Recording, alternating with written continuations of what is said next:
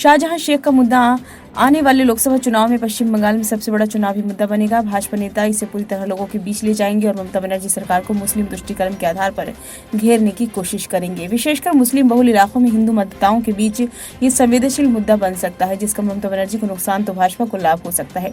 यदि पश्चिम बंगाल में सांप्रदायिक आधार पर मतदाताओं का विभाजन होता है तो इससे स्थापित राजनीतिक समीकरण पूरी तरह बदल सकते हैं।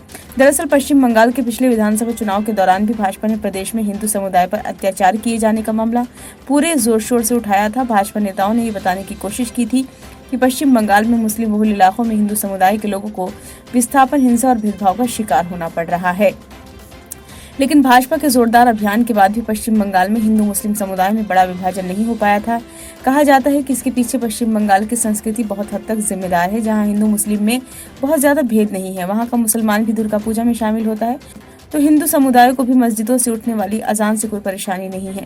इसी का परिणाम हुआ था कि भाजपा पश्चिम बंगाल में एक सीमा से आगे नहीं बढ़ पाई और प्रधानमंत्री नरेंद्र मोदी, अमित शाह और शुवेंदु अधिकारी के हाई प्रोफाइल प्रचार अभियान के बाद भी भाजपा केवल 77 सीटों पर सिमट कर रह गई, जबकि इसी चुनाव में उसके मत प्रतिशत में 28% और 74 सीटों की शानदार बढ़ोतरी हुई थी। दरअसल पिछले लोकसभा चुनाव में भाजपा ने पश्चिम बंगाल में 18 सीटें हासिल की थी। बदले राजनीतिक समीकरणों में अनुमान लगाया जा रहा था कि भाजपा इस बार अपनी पिछली बढ़त को यहां बरकरार रखने में कामयाब नहीं होगी।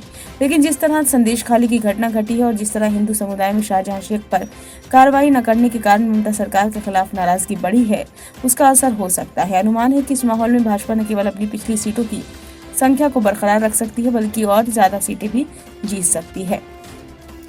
भाजपा ने आरोप लगाना शुरू कर दिया कि ममता बनर्जी सरकार ने शाहजहां शेख को 55 दिनों तक बचाए रखा। अब वह इस मामले को केंद्रीय एजेंसियों को सौंपने की मांग को लेकर बड़ा जन आंदोलन करने की तैयारी कर रही है। यदि मामला सीधे अदालत की देखरेख में नहीं जाता तो भाजपा इस पर बड़ा आंदोलन भी कर सकती है। पश्चिम बंगाल भाजपा नेता दिलीप घोष ने कहा कि पूरा बंगाल ये देख रहा है कि सरकार ने एक अपराधी को 55 दिन तक छुपाए रखा। उसने अब तक उसे गिरफ्तार नहीं किया जब तक कि अदालत ने इस मामले में दखल नहीं दिया। ऐसे में पश्चिम बंगाल की पुलिस से उन्हें न्याय की कोई उम्मीद नहीं है, वह जांच को भी प्रभावित कर सकती है।